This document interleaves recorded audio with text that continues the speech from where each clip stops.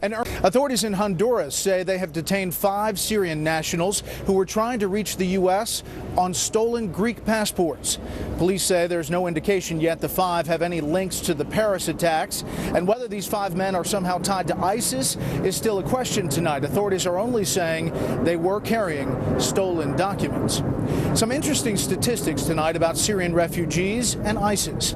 The chairman of the House Homeland Security Committee says there are 1,000 investigations into suspected ISIS activity here in the U.S. That's 100 more than stated publicly by the director of the FBI. With 18 plots, he said, directed at the U.S. and 60 arrests so far this year. The director of the CIA says the number and percentage of Syrians fleeing their homeland is staggering. Syria, a country of 24 million or so before the conflict, is approaching 50% of the population that has been either internally displaced or that has moved across borders to neighboring countries or migrating then to Europe and beyond. That's 12 million refugees. That is nearly as large as the combined populations of America's 2 largest cities, New York and Los Angeles. That refugee total would fill the nation's largest sports stadium at the University of Michigan, capacity 107,111 times. The topic of whether to let any more Syrians into the U.S. is perhaps the most emotional and politicized sidebar to the Paris attacks. Late today, the president and the White House vowed to veto a House bill that would increase screening for Syrian and Iraqi refugees. Correspondent William LaJeunesse has more tonight from here in Las Vegas. We are not well served when, in response to a terrorist attack, we descend into fear and panic. Speaking to reporters in the Philippines, President Obama mocked Republicans trying to stop Syrian refugees from entering the U.S. Apparently, they're scared of widows and orphans coming into the United States of America. The president called their efforts un-American, inhumane, and unfounded. Now, first they were worried about the press being too tough on them during debates. Now they're worried about 3-year-old orphans. This is the same president who called the ISIS the JV. This is the president who put the states and Americans in this situation by ignoring the ISIS problem 6 years ago. 31 governors oppose or pledge to block refugees from settling in their states, including New Jersey's Governor Chris Christie. And while most see this as a security issue, it is becoming increasingly political. Mayor Bill de Blasio said New York will not close its doors to Syrian refugees and took a shot at Christie while holding up a picture of a dead child. I'd like to know what Governor Christie says about this. Making the issue even more volatile, some lawmakers say the U.S. should give preference to Christian refugees, since they are more likely to be persecuted and less likely to be terrorists. If Christians are the people who are the most targeted in that region, they should have the priority when we're trying to give safe haven to people. Republican lawmakers are considering multiple bills to block the president's plan to bring in 10,000 Syrian refugees this year. House Speaker Paul Ryan says they should not be segregated or selected based on religion. We will not have a religious test,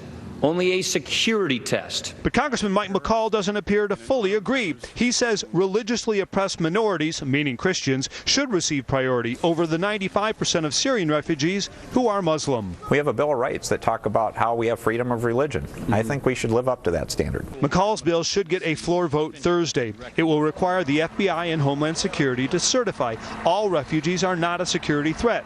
Supporters consider it common sense. Opponents say the bill would effectively end the refugee program. The issue of Syrian refugees was not on the original schedule for the Republican governors, but it is now front and center. And they say if efforts in Congress fail to halt the program, they can do it using existing law, which requires local aid agencies and nonprofits to cooperate with the states, and if they fail to do that, they can be shut down. Brett? William, thank you. Inside the RGA conference. Joining me now to talk more about the refugee issue and other matters is Alabama Governor Robert Bentley. Governor, thanks for being here. Thank you, Brett. Listen, to hear the White House, some Democrats like Mayor de Blasio, this is an issue about compassion. How do you respond to that? Well, I have compassion for these individuals also because they're fleeing from ISIS, and ISIS is our enemy. So I have compassion for them. But my job is to protect the citizens of the state of Alabama.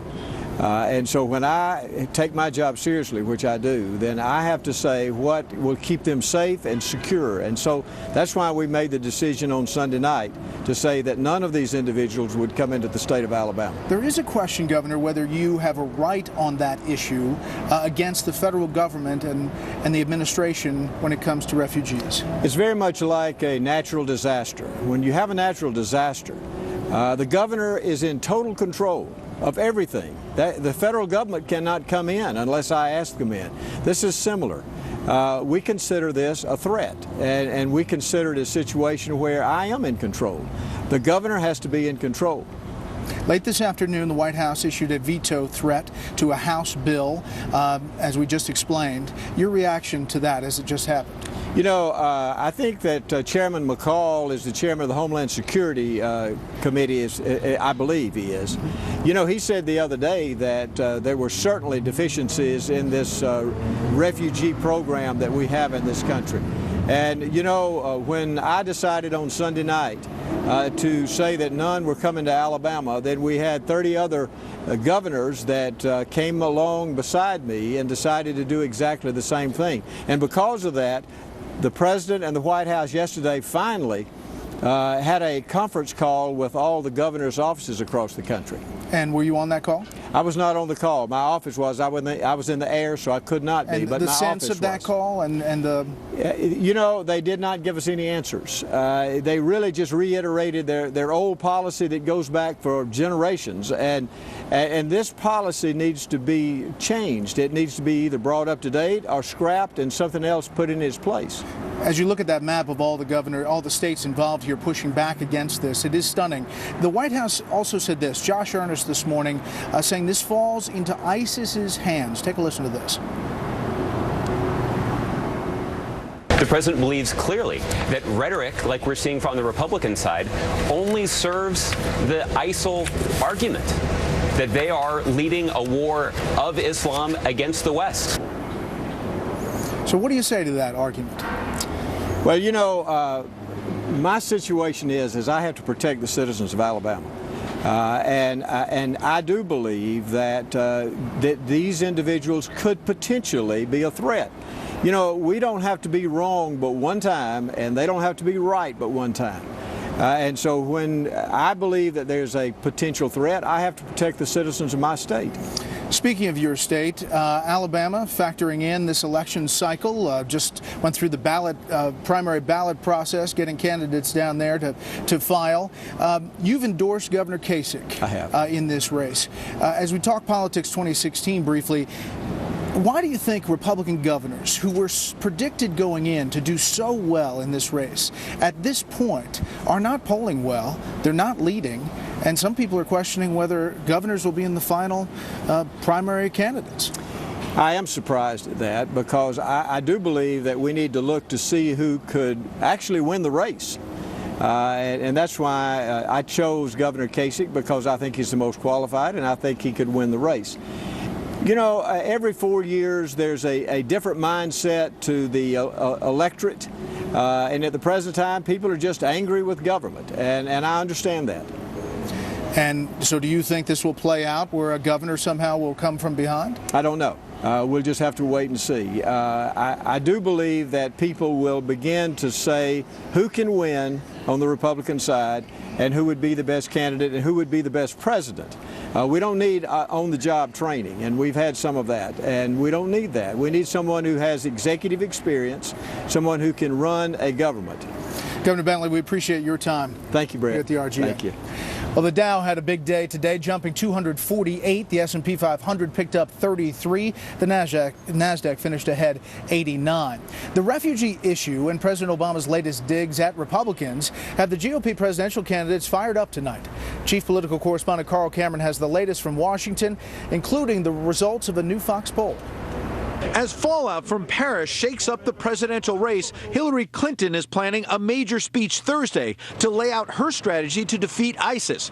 A do-over after Saturday's Democratic debate, where the frontrunner fumbled questions on national security. This cannot be an American fight, although American leadership is essential. She's walking a tightrope on breaking from President Obama. Last year, she pushed a national security vision that included talk of showing respect for enemies. Trying to understand, and insofar as psychologically possible, empathize with their perspective and point of view. Which she struggled to defend just hours after the terror attacks. Can you explain what that means in the context of this kind of barbarism? Historically, it is important to try to understand your adversary in order to figure out how they are thinking, what they will be doing, how they will react. Clinton has shown distance by calling for a no-fly zone over Syria and being more hawkish on issues like arming the Syrian rebels. Yet she stands by the president in saying no ground troops in Syria, and yesterday offered a full-throated endorsement of accepting more Syrian refugees. We can't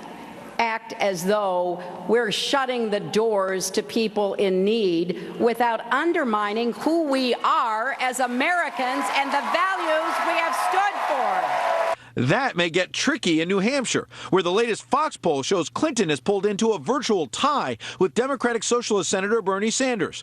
The poll also shows among Granite State voters, 40% are satisfied with how things are going in the country. 58% are dissatisfied, which may be why New Hampshire's governor, Maggie Hassan, is the only Democrat among the 31 governors refusing to accept Syrian refugees, 2 months after endorsing Clinton. She will be a great next president of the United States. Now, with her speech tomorrow in New York City, Clinton will be stepping on Sanders, who's planning a big address of his own on what it means to be a Democratic socialist. Brett? Ed, thank you. You may have noticed that's Ed Henry, not Carl Cameron. But we do have a piece from Carl Cameron on the Republicans. Here's that. With the world on edge over the Paris attacks and the Syrian refugee crisis, the latest Fox poll in New Hampshire, where the first primary is in less than 12 weeks, shows Donald Trump at 27%, with Marco Rubio, Ted Cruz, Jeb Bush, and Ben Carson all way behind and virtually tied for second within the poll's 5-point margin of error. Members of both parties want to slow or halt the flow of Syrian refugees to the U.S. until vetting can ensure there are no terrorists among them. I think it's a way that, it could very well be the ultimate Trojan horse. Republicans are furious with the president for saying during his foreign trip that the GOP is scared of widows and orphans, when many of the Syrian refugees are military-aged men. President Obama doesn't understand the nature of the threat. I guess he's like Hillary Clinton. He thinks Republicans are his enemies. He's a politician, not a leader. Ted Cruz all but accused the commander-in-chief of conduct unbecoming for blasting his domestic opposition from foreign soil. Mr. President, if you want to insult me, you can do it overseas, you can do it in Turkey, you can do it in foreign countries. But I would encourage you, Mr. President, come back and insult me to my face. The next president will take office after an 8-year drawdown of military power and careless chronic neglect by the president and Congress. At the Citadel Military College of South Carolina, Bush accused the Obama administration of gutting the military and said it will take U.S. ground troops in Syria and he will lead an international coalition to destroy ISIS with overwhelming force. A separate poll in New Hampshire by WBUR Public Radio says 38% of Republicans want more troops in the Middle East, while 50% prefer the current or a smaller force. Bush demands the president clarify how Muslim refugee backgrounds will be checked for radicalism before they arrive here, and argues simultaneously that persecuted Christian refugees be allowed in. I think he needs to explain to the American people what the vetting process is to allow people, widows and orphans, to come in and make sure that terrorists don't. So far, the feds say they can neither vet nor vouch for the refugees because in so many cases they have no documents nor any kind of real paper trail, Brett. The real Carl Cameron. Carl, thank you. We're outside the Beltway right now, so no need for the usual roundup. Up next, we'll go even further out to tell you about one terror group that may be worse than ISIS. Special report from Las Vegas continues after a break.